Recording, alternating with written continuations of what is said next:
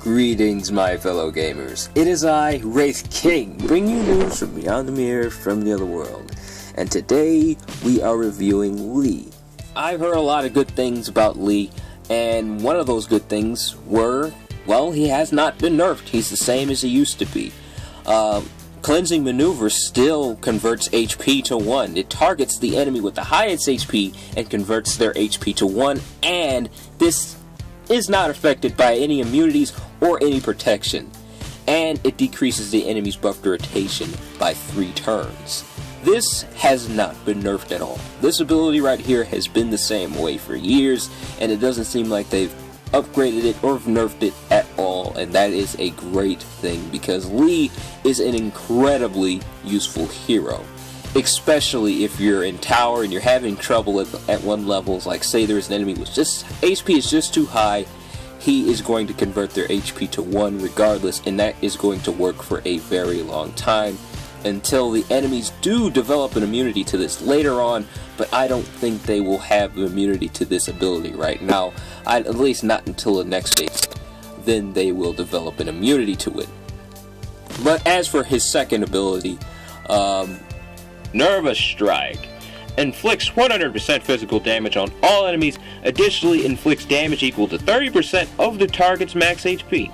So it doesn't look like they nerfed that ability either. Everything so far seems to be the way it originally was, so I'm really happy about that. They've been doing a lot of nerfs with characters, and it's good to know that Lee has not been nerfed, really. I'm sorry I'm mentioning that so much. It's just that I'm just happy to see that they kept one good thing the way it was. It's great. But anyways, Lee is probably best used in tower.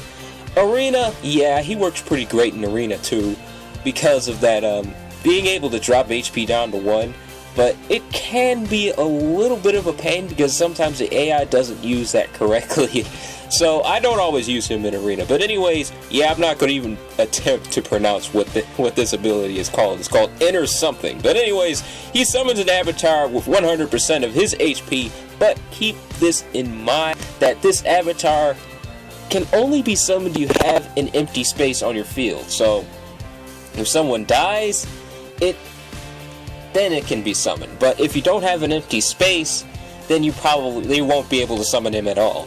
But the avatar does stay on the field for 6 turns, which is great.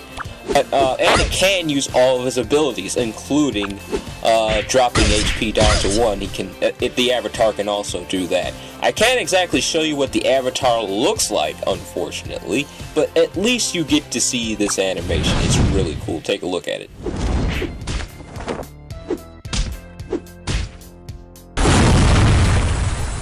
Isn't that cool? Man, that's just so cool. One thing I've already noticed is Lee is silent. I'm not entirely sure why he hasn't said anything. I think it's this device. It's pretty bad. I don't know if the update just got corrupted or something with the device. It's probably what it is. He probably does have voice acting. But yeah, it doesn't look like they changed anything with his animations, which is awesome. But last but not least, we're going to take a look at this animation. But again, I cannot show you what the avatar looks like.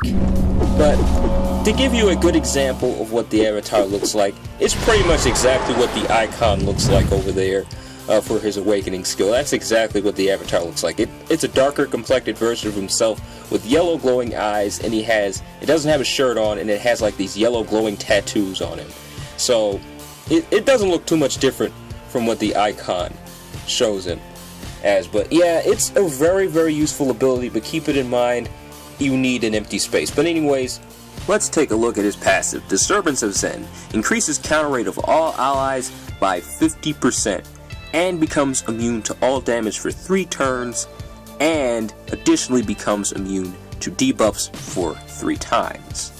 Now, one thing has been nerfed with his passive ability that I've noticed is he originally had a status reflect to debuffs. He also had a debuff reflection, which it appears they do not have that in the global version right now. Maybe they might update it in the future to where he does have a status effect reflection.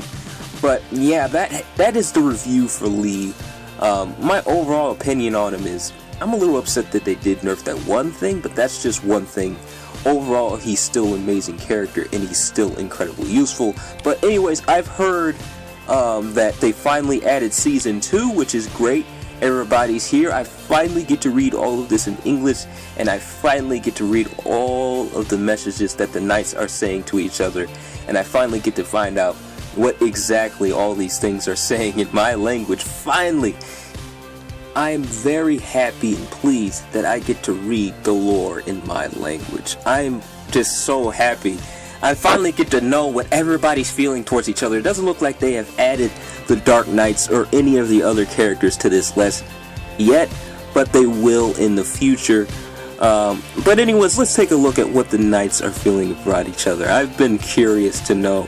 I haven't been able to read any of this in my language in quite some... What?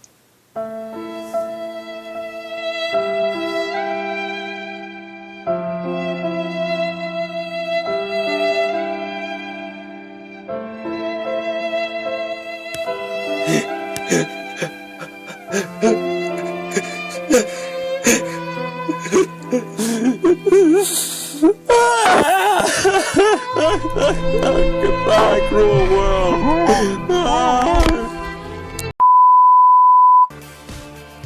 You know, this month hasn't exactly been a very good month for me anyways.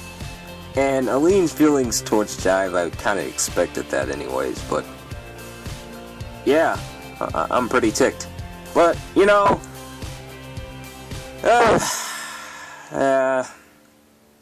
well,